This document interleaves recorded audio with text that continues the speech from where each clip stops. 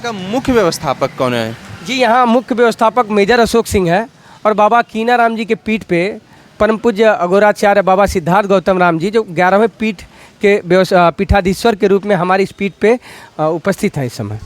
चला चली होरिला खेलावन मंगल गीत गावन हो सखी, चला चली होरिला खेलावन मंगल गीत गा। मैं बाबा कीनाराम जी के मंदिर में आ चुका हूँ और यहाँ के सहायक व्यवस्थापक जी से बात करते हैं। काफ़ी छोटी उम्र में इतनी बड़ी संस्था का व्यवस्थापक होना एक बहुत बड़ी बात है। सर आप अपना परिचय सबसे पहले। जी हमारा नाम पंकज पांडे है और मैं बाबा कीनाराम जी की सेवा में यहाँ समर्पित हूँ।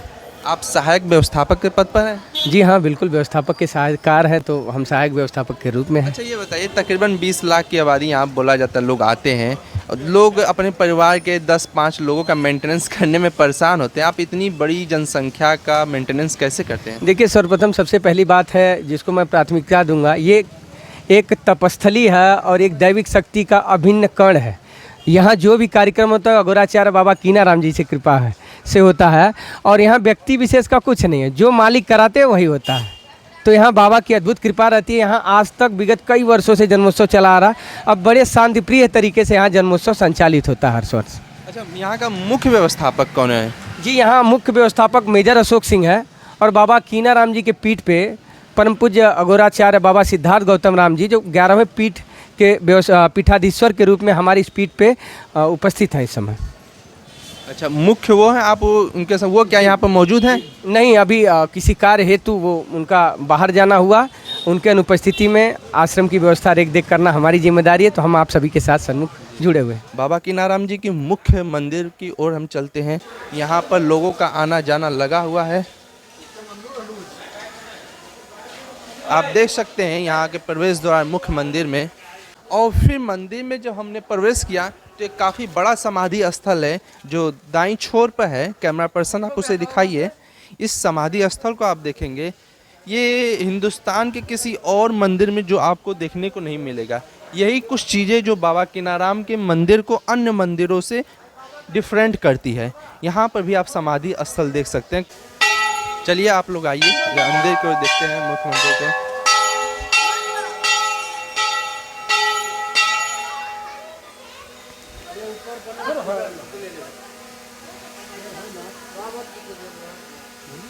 देखिए बाबा कीनाराम जी का ये मुख्य मंदिर है जहाँ पर इनकी प्रतिमा स्थापित की गई। आप देख सकते हैं कितना शांति परिसर है यहाँ पर, और लोग काफ़ी दूर दूर से आए हैं यहाँ पर दर्शन लेने के लिए।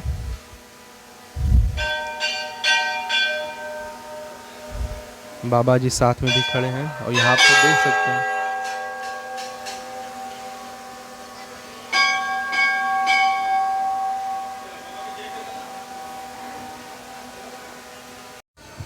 हम जानते हैं बाबा से कि आप यहाँ अपना परिचय बताइए और कब से यहाँ हैं और लोगों को अपने बारे में बताइए। जी, मैं यहाँ 2006 से बाबा कीनाराम जी के श्री चरणों की पूजा करता हूँ। मेरा नाम देवदत्त पांडे है। मैं सबसे पहले बाबा कीनाराम जी के श्री चरणों में 2 लाइन कहना चाहता हूँ।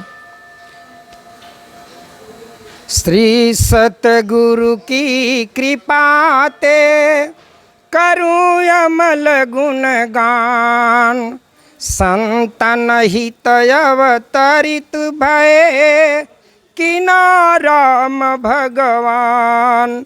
मैं पापी मति मंद हूँ, केवल आस तुम्हार, भक्ति मुक्ति अरु शक्ति दे, उरतम हरहूँ अपार।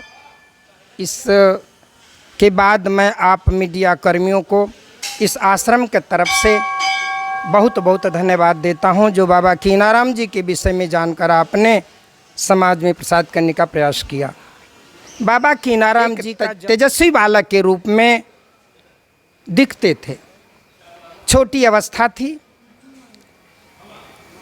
और मैं बता दूं आपको, बाबा कीनाराम जी के पिताजी का नाम अकबर सिंह था, माता जी का नाम मनसा देवी था। बाबा कीनाराम जी छोटी अवस्था में ये जो तपासन बना हुआ है सामने आप देखेंगे, यहाँ आके अपने सम बच्चों के साथ हरि कीर्तन और बड़े बड़े संतों की कहानियाँ कहा करते और सुना करते थे। बाद में वहीं कीनाराम जी जब समाज में बुराइयों को देखा, जैसे भेदभाव, छुआछूत, ऊंच नीच, धर्म संप्रदाय, तो आपने एक अघोर पंथ, जिसे आप अघोरी कहते हैं, वो पंथ चलाया और जहाँ भी जरूरत पड़ी बाबा चमत्कार भी किए और बाबा शक्ति प्रदर्शन किए। जैसे बाबा बीजाराम जी को छुड़ाने के लिए बाबा वहाँ चमत्कार किए, धरती से पैसों सिक्कों का घड़ा निकला और जमींदार अचंभित हो गया। और बाबा कीनाराम जी चमत्कार किए काशी में, जब मुर्दे को जिंदा किए। इस तरह बाबा कीनाराम जी की कृतियाँ ये जन जन्मांतर गाई जाती हैं। हमारे दर्शकों को ये बताइए आप जी कि अघोराचार्य जो बाबा कीनाराम के नाम से सबसे पहले लग रहा है, नाम के आगे अघोराचार्य, हमारे युवा दर्शकों को ये बताइए अघोराचार्य का संबंध क्या है या इसका मतलब क्या है? जी मतलब होता है इसका, जब आदमी इस समाज में, इस सारे संसार में जितनी चीज़ें आप देख रहे हैं उससे परे जब सोचता है या हो जाता है उस रूप में, तो उसे अघोरी या अवधूत कहते हैं।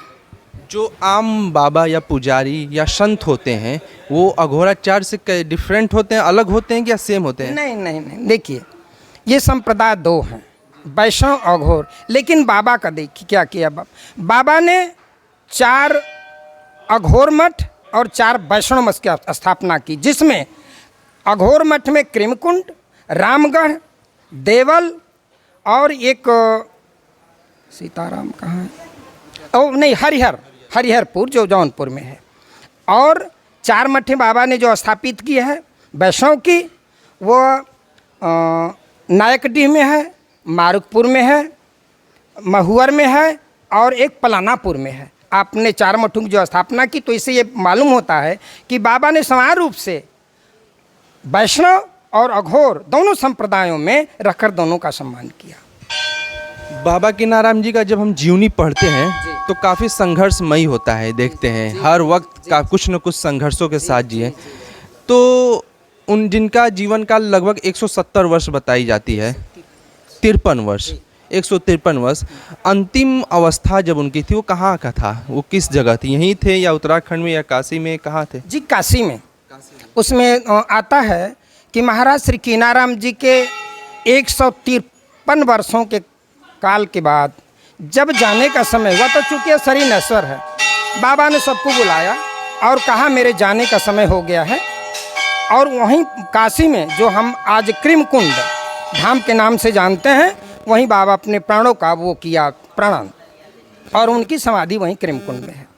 मैंने हिंदुस्तान के विभिन्न प्रकार के मंदिरों का भ्रमण किया है, लेकिन मुझे यहाँ पर जो सबसे यूनिक मिली, डिफरेंट चीज़ मिली, यहाँ समाधि स्थल, जो हिंदुस्तान के किसी और मंदिरों में देखने के लिए नहीं मिली। ये समाधि स्थल यहाँ पर मतलब एक परंपरा है या इसकी शुरुआत कहाँ से हुई? जी मान्यताएं हैं कि जैसे अघोर संप्रदाय में संत लोगों को न जलाया जाता है, न गंगा में विसर्जित किया जाता है, उनकी समाधियां बनती हैं, जैसा आप अपने सामने देख रहे हैं। बाबा के बाद जितने भी संत हुए, महंत हुए, सबकी यहाँ समाधियां हैं, आप देख सकते हैं। किताबों के पन्नों से ये बात मिलती है, पुष्टि होती है ज्ञान की, कि समाधि और मृत्यु में अंतर है। जैसे मृत्यु जब इंसान के शरीर से प्राण या आत्मा का त्याग हो जाता है तब मृत्यु हो जाता है, मतलब उस शरीर में कोई जान नहीं होता, उसे इंसान दफला दे या जला दे। लेकिन समाधि जब की जाती है तो उसमें कुछ प्राण बचे रहते हैं? नहीं, प्राण नहीं बचे। हम पार्थिव शरीर को समाधिस्थ करते हैं। जो संत हुआ करते हैं, गृहस्थ अलग हुआ करते हैं, वो भगवत में लीन हुआ करते हैं ना, तो उस पार्थिव शरीर को हम समाधिस्थ कर देते हैं, समाधि में बैठा कर, और उनकी पूजा करते हैं, सुबह शाम जल फूल आरती ये करते हैं हम। अच्छा, हमारे दर्शकों को उनकी पूरी जीवनी का मुख्य उद्देश्य क्या है जो आज के युवा ग्रहण करें और अपने जीवन को सही बनाए? जी, बाबा के जीवन का मुख्य उद्देश्य था कि जो समाज में कुरीतियाँ हैं, जैसे आपको हमने बताया, भेदभाव, छुआछूत, ऊंच नीच, धर्म संप्रदाय, इससे ऊपर उठ करके आपने समाज को जगाया। समाज उस समय काफ़ी विकसित था और समाज को जोड़ने का आपने काम किया। पूरे जीवन तक बाबा कीनाराम जी प्रयासरत रहे। बाबा कीनाराम जी का अंतिम दौर था, मैंने आपसे पहले भी सवाल पूछा, उनकी समाधि वाराणसी में हुई थी, काशी में? जी काशी में कृमकुंड। अच्छा, उनकी जो समाधि जो है वो अभी मौजूद है ना? जी बिल्कुल बिल्कुल मजदूर है बाबा के। बाबा वहाँ से बाबा जब हिंगलाज देवू को लाए वाराणसी में तो उन्हीं के पास उनकी समाधि। और एक चीज़ और है, महाराज कीनाराम जी इस कुएं में कूदे हैं और जाके वाराणसी में कृमकुंड जो बाबा का स्थल है वहाँ बाबा निकले। अच्छा, कुएं के अंदर कूदे और वाराणसी निकले। जी जी और ये तो बहुत चर्चित घटना है। जी जी जी जी जी। अच्छा, कुआं के बारे में कुछ इतिहास बताएंगे दर्शकों जी को? जरूर बताएंगे। बाबा कीनाराम जी का जन्म हुआ उस समय मेरे यहाँ न डॉक्टर थे न दवाइयाँ थी, कोई मेडिसिन नहीं थी, बहुत अभाव था। तो बाबा जी एक कुएं का निर्माण किए और जिसमें कहा जाता है और हकीकत कहा जाता है कि चारों चार किस्म के पनिया बाबा यो घड़ दनिया। 4 घाट बनवा दिए और चारों घाट में अलग अलग बाबा ने एक चावल का दाना देकर शक्ति पुंज कर दिए। पूरब घाट है, कोई भी अजमा के देख ले, 5 अतवार मंगल स्नान करे, जिसको बुखार आता है बुखार छूट जाएगा। उत्तर घाट है माँ बहनों के लिए, बच्चा होता है गुजर जाता है या ऐसी परिस्थिति में माँ बहनें स्नान करती हैं और आने वाला कल उनका होता है। उत्तर घाट से पश्चिम घाट से स्नान करेंगे स्वस्थ रहेंगे और कुष्ठ रोग के लिए दक्षिण घाट हुआ करता है। इस तरह से बाबा का विचार था। माने समाज में दैहिक दैविक और भौतिक सब तापों को मिटाने के लिए बाबा कीनाराम जी ने प्रयास किया। जो तप किया वो समाज के सामने। उस कुएं का जो निर्माण हुआ बताया जाता है 16वीं शताब्दी में हुआ, जिस वक्त इस ग्रामीण अंचल में ईंट मौजूद नहीं हुआ करता था। जी। पत्थर नहीं मौजूद, तो कैसे हुआ उसका जी निर्माण? हुआ क्या कि ईंट कम पड़ गई। महाराज कीनाराम जी यहाँ बैठे थे, उनको बताया गया कि बाबा ईंट कम हो गई। तो बाबा ने उपली से गोहरे से पूरा चुनवाया और चुनवाने के बाद जब बाबा उसमें प्रवेश किए, बता रहे हैं आपको, जब कृमकुंड निकले तो ईंट का रूप परिवर्तित हो गया। ये उनके चमत्कार की बात थी। मैंने आपसे कहा है जहाँ जरूरत पड़ी चमत्कार किए और जहाँ जरूरत पड़ी शक्ति प्रदर्शन किए। अच्छा, अब हमें बताइए 2 दिन बाद जो मेला यहाँ पर लगेगा, उस मेले में रामगढ़ में कहाँ से लोग आया करते हैं और कितने बड़े बड़े? जी मेरे यहाँ पूरे लगभग पूर्वांचल कई जिलों से लोग आते हैं, जो लाखों की भीड़ हुआ करती है। और मेरे यहाँ वर्तमान पीठाधीश्वर घोराचार्य बाबा सिद्धार्थ गौताराम जी के नेतृत्व में सारी व्यवस्थाएं की जाती है। आने वालों के लिए भोजन, नाश्ता, चाय, संतों की व्यवस्था, जितनी व्यवस्था है हमारे प्रभु अघोराचार्य महाराज श्री गौतम राम जी के द्वारा संपन्न कराई जाती है। अच्छा, ये इतना बड़ा का जो एक्सपेंडिचर खर्च आता है उसका मेंटेनेंस? जी बाबा आपसे बता देना, पूरे पूर्वांचल में क्या पूरे भारत में पूजे जाते हैं। आप जैसे भक्तों के साथ जो मिलता है और जो खर्च उठता है वो हमारे सिद्धार्थ गौतम राम जी हैं। आपने एक ट्रस्ट की व्यवस्था की है जिसमें मेजर श्री अशोक सिंह जी प्रबंधक हैं, तो तमाम व्यवस्थाएं हुआ करती हैं, बाबा कार्य संपन्न हो जाता है। आप लोग सुन रहे हैं, यहाँ पर ट्रस्ट भी चलता है। अगर आप कुछ सहयोग भी करना चाहते हैं तो सहयोग कर सकते हैं। और अगर आप इस मंदिर में आते हैं तो ये आप पर फर्ज बनता है कि उसमें कुछ दान करें ताकि ये सुचारू रूप से चलता रहे। सर, आपका नाम? अमृत कुमार पाठक। आप यहाँ पर क्या करते हैं इस युवा अवस्था में?